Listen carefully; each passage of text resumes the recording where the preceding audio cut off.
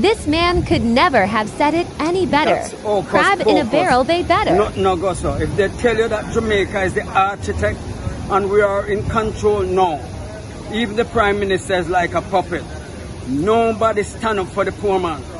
So any guy, whether they are Indian, Chinese or white guy, they buy the Prime Minister. They buy most of the business people. So the black people like us, we suffer every day.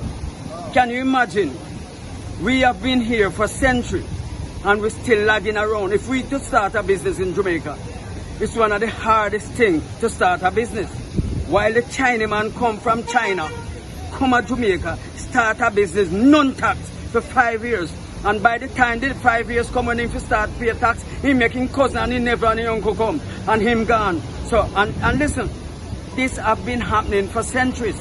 So this have nothing to do with PNP or JLP. And you know, at the end of the day, none of them no want to fix it because all of them want us to, the black man, to stay at the back. Now, what's in full historical fact? Black man have been robbed by the white guys for years and centuries. Now we get the opportunity to see the black man have to work back to get the same money that the white man stole from us.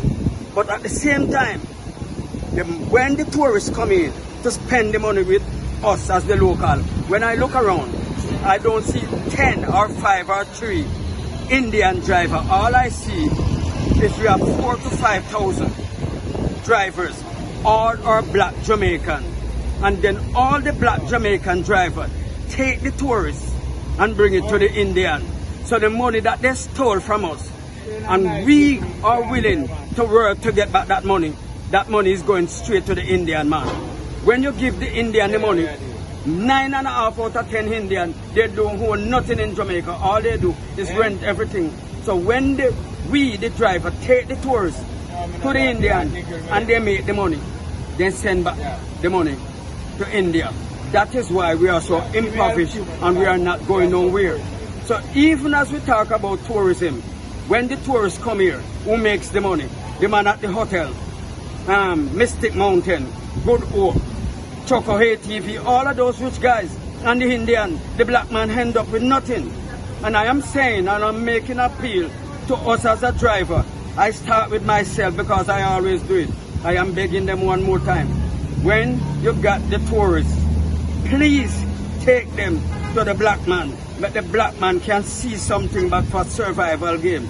Because most time, when I interact with many of the drivers and I ask them why you don't take the tourists to the black man to make them spend money with the black people, they say when I take the tourists to the black man, everybody want to sell the tourists. One time I said, if all drivers do the same thing and take all the tourists and carry to the Indian, what would you expect?